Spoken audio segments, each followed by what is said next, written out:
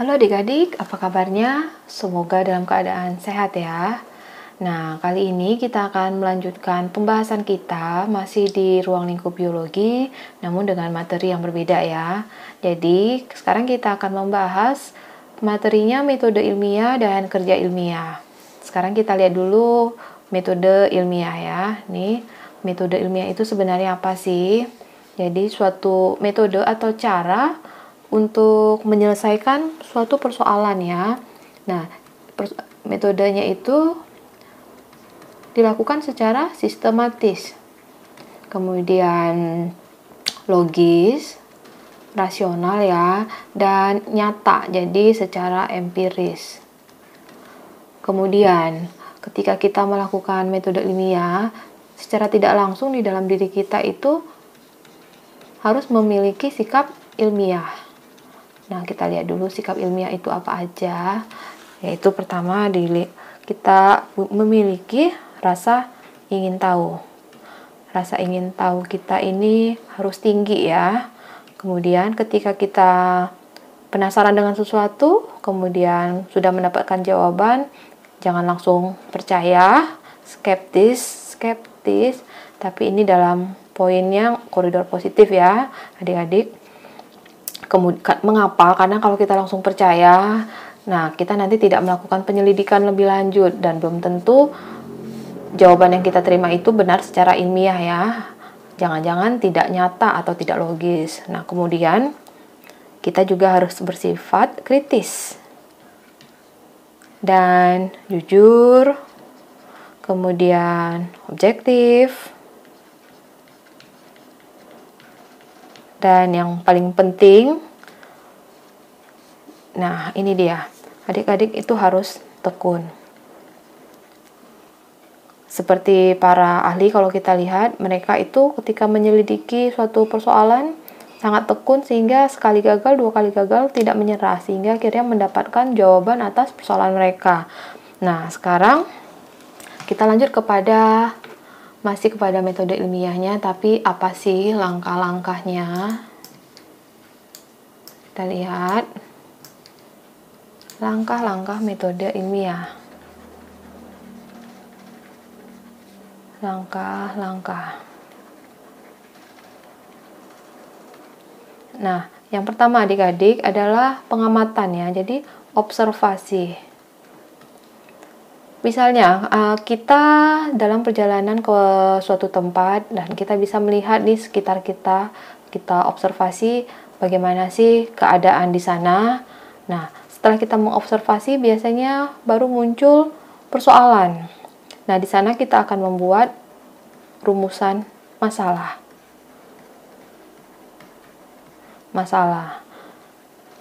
Nah, di sini rumusan masalah biasanya berupa kalimat tanya. Kalimat tanya ini tetapi singkat dan tidak bertele-tele ya. Ya, singkat memang tidak bertele-tele. Kemudian juga memuat nanti di sana ada variabel. Nanti kita jelaskan lebih lanjut mengenai variabel penelitian.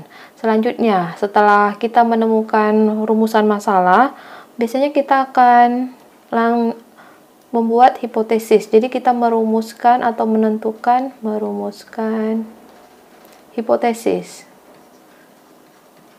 atau jawaban sementara. Nah, hipotesis ini nanti bisa kita pakai, bisa kita tolak ya istilahnya, sesuai dengan hasil penelitian kita nanti, kesimpulannya bagaimana. Nah, setelah kita merumuskan hipotesis, baru kita merancang untuk melakukan eksperimen. Jadi kita melakukan penelitian eksperimen. Jadi sebenarnya untuk menguji hipotesis kita, makanya kita melakukan eksperimen. Nah, setelah kita melakukan penelitian, kita akan mendapatkan hasil yang kemudian akan kita bahas dan kita olah. Jadi di sini membahas data dan mengolahnya, dan terakhir baru kita buat kesimpulan. Jadi gampang ya adik-adik, bahwa pertama kali kita observasi, kita amati untuk menemukan rumusan masalah. Kita mengangkat suatu persoalan apa yang akan kita angkat dalam penelitian kita misalnya. Kemudian kita rumuskan hipotesis, kemudian kita lakukan tadi penelitian untuk menguji hipotesis kita ini bisa dipakai, hipotesis kita ini benar apa tidak.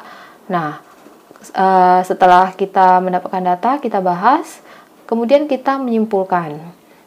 Itu tadi langkah-langkah dari metode ilmiah. Sekarang kita masuk kepada kerja ilmiah yang merupakan aplikasi dari langkah-langkah metode ilmiah tadi ya.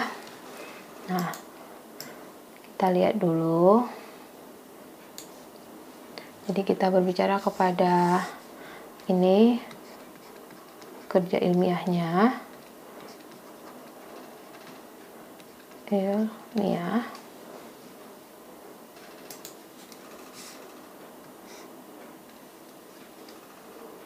Pakai biru aja.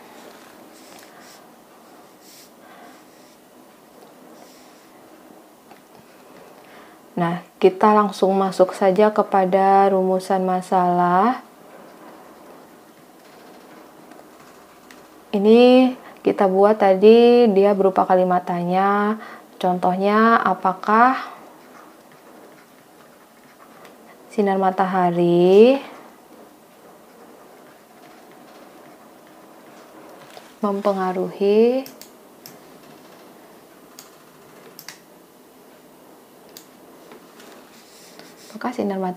mempengaruhi pertumbuhan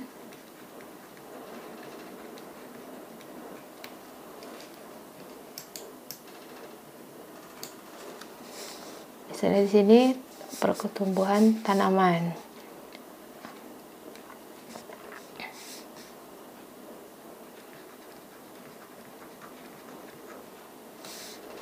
Nah, rumusan masalah tadi saya mengatakan bahwa mengandung variabel. Di sini ada variabel penelitian.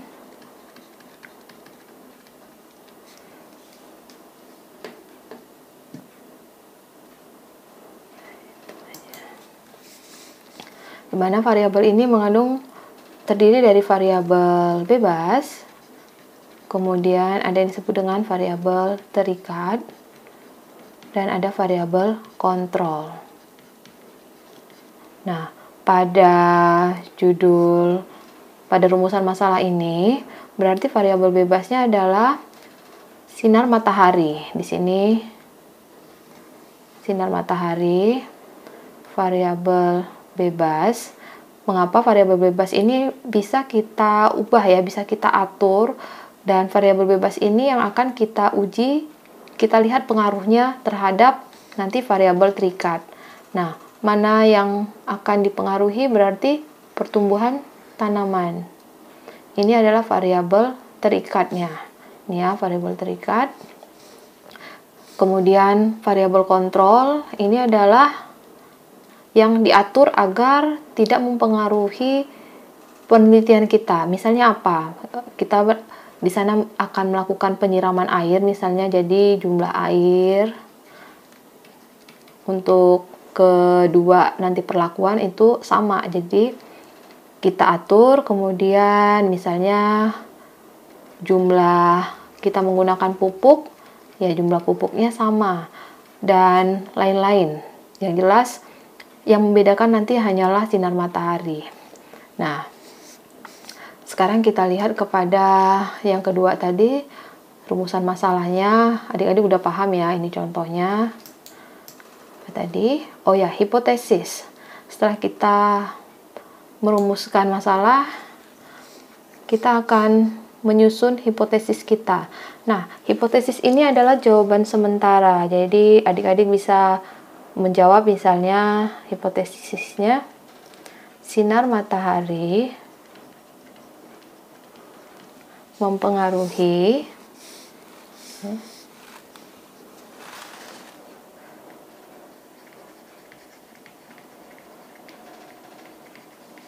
pertumbuhan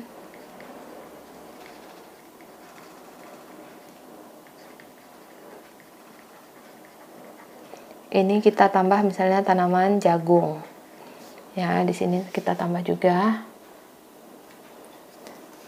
Kita sini tanaman jagung. Nah, berarti di sini variabel kontrolnya kalau tadi tanaman jagung kita misalnya ini. Oke. Jadi varietas atau bibitnya, bibit tanaman jagung tadi itu harus sama. Jadi agar kita yakin bahwa bibitnya aja sudah benar-benar bagus. Jadi jangan sampai bukan sinar matahari yang menimbulkan perbedaan, tetapi karena bibitnya yang kebetulan pada saat itu ada yang tidak bagus dan satu lagi bibitnya bagus, sehingga hasilnya menjadi bias ya adik-adik. Nah, ini tadi hipotesis. Jawaban sementara mempengaruhi pertumbuhan tanaman. Nah, baru tadi adik-adik melakukan eksperimen. Kan kita lihat tadi eksperimen dan hasilnya bagaimana? Misalnya kita lakukan eksperimen ya. Jadi ini yang ketiga.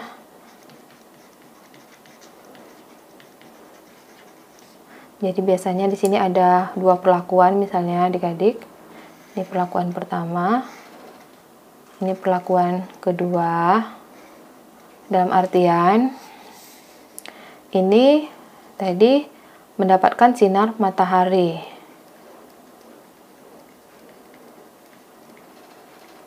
Misalnya sinar mataharinya di sini sangat banyak.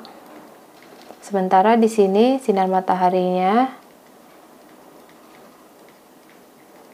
sedikit. Saya tambahkan aja sedikit. Di sini positifnya banyak. Nah, kemudian di sini hasilnya adalah sinar matahari yang banyak. Oh ya, sebentar. Variabel bebas di atas ini meliputi apa? Biasanya kalau tanaman kita akan melihat di sini misalnya ya, ini tinggi tanaman yang akan diukur, atau maaf bukan tinggi tanaman, ini untuk variabel terikat ya, saya hapus saja. Nggak usah ini di sini.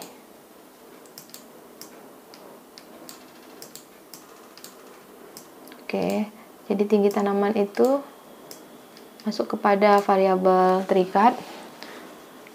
Oke, tinggi tanaman, kemudian misalnya ukuran daun dan sebagainya. Jadi di sini nanti ini tadi eksperimennya. Nah, hasil ya, ini tadi perlakuan diberikan sinar matahari, 2 diberikan sinar matahari sedikit, atau bisa saja tidak diberikan sinar matahari. Dan biasanya ada pengulangan, atau misalnya ada 3 tanaman jagung. Nah, dan di sini akan ada hasilnya untuk tinggi tanaman. Kita berbicara tinggi tanaman, misalnya di sini tinggi tanaman jagung berapa ya? Kita anggap aja menjadi 20 cm.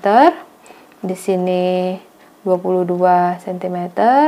Ini misalnya 23 cm.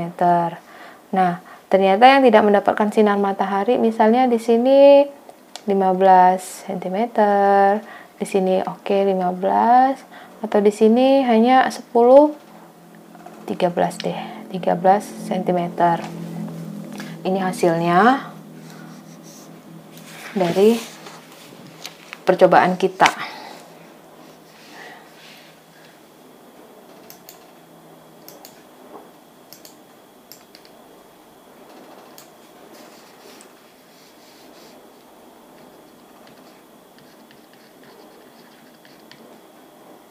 Nah, ini tadi hasilnya. Kemudian data itu kita bahas.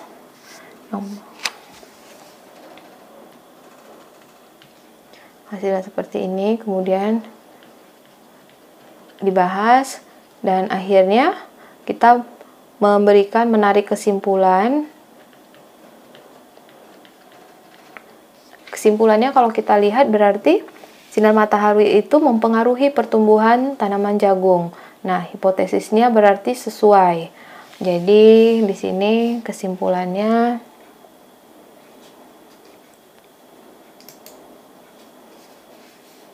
hitam aja. Kesimpulannya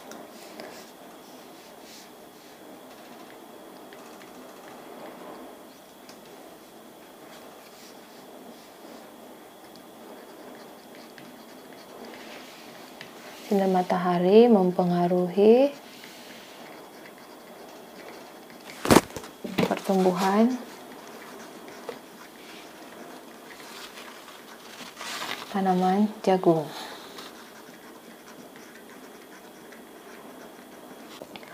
Nah, setelah kita melakukan penelitian, kita juga akan membuat laporan ya adik-adik. Nah, apa saja biasanya isi laporan nanti ketika adik-adik juga melakukan percobaan biologi ya di lab? Biasanya awalnya adalah judul penelitian. Jadi, judul penelitian itu tergambar jelas di laporan adik-adik. Kemudian di sana ada latar belakang. Mengapa adik-adik memilih persoalan tersebut temanya. Nah, kemudian di sana adik-adik tetap menuliskan kembali rumusan masalah. Rumusan masalah ini berarti nanti sangat berkaitan dengan judul penelitian adik-adik tadi ya. Kalau pada contoh yang saya berikan tadi, judul penelitiannya berarti pengaruh sinar matahari terhadap pertumbuhan tanaman jagung. Nih. Tadi rumusan masalahnya apakah sinar matahari mempengaruhi pertumbuhan tanaman.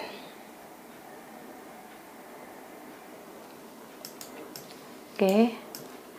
Judulnya sudah, rumusan masalahnya tadi sudah kita bahas. Kemudian setelah rumusan masalah, adik-adik juga menuliskan tujuan penelitian. Nah, tujuan penelitian itu berarti untuk mengetahui pengaruh, menjawab saja rumusan masalah, dalam artian adaptasi ya. Jadi sebentar kita lihat lagi. Tujuan penelitian ini berarti untuk mengetahui, tinggal tambahkan untuk di sini, untuk mengetahui apakah sinar matahari mempengaruhi pertumbuhan tanaman jagung. Jadi itu tadi tujuan penelitiannya. Sekarang kita lanjutkan. Selain tujuan itu ada manfaat. Di sini manfaat penelitian. Nah, biasanya manfaat penelitian itu bisa bagi peneliti sendiri, bagi adik-adik, atau kemudian bagi masyarakat. Umumnya penelitian itu memang ditujukan untuk masyarakat ya. Manfaatnya bisa dirasakan oleh masyarakat. Nah, berikutnya baru ada tinjauan pustaka. Ini adik-adik mengambil dari teori, dari berbagai buku dan literatur. Kemudian di sini ada hipotesis. Tadi masih rumusan masalah, ini hipotesis. Kemudian adik-adik juga tetap menuliskan metode penelitian. Metodenya apa saja? Kemudian di sana nanti juga ada cara kerja ya, di metode penelitian di sana mencakup cara kerja. Dan akhirnya di sini yang nomor 9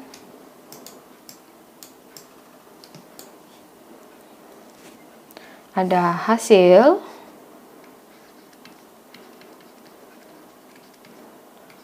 penelitian. Kemudian adik-adik bahas pembahasan di sini.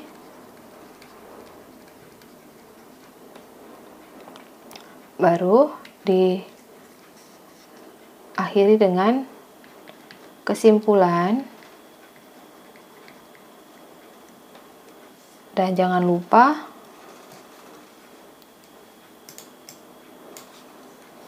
daftar pustaka.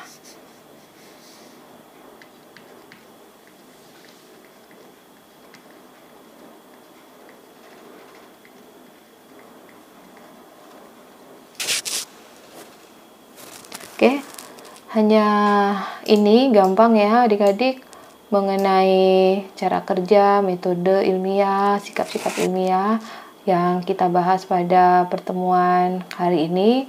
Semoga ketika nanti Bapak atau Ibu guru meminta adik-adik untuk melakukan penelitian mandiri atau bersama teman sekelompok, nah adik-adik sudah tahu cara atau langkah-langkahnya, tidak bingung lagi menentukan judul, latar belakang, bagaimana sih rumusan masalah dan sebagainya, dan adik-adik bisa mendapatkan nilai yang bagus ya. Nah, sekian pembahasan kita. Semoga adik-adik paham. Kalau nanti ada yang kurang paham, bisa menuliskan di kolom komentar ya adik-adik. Kita akan berdiskusi bersama dan kita bertemu pada pertemuan pada materi selanjutnya. Oke, salam.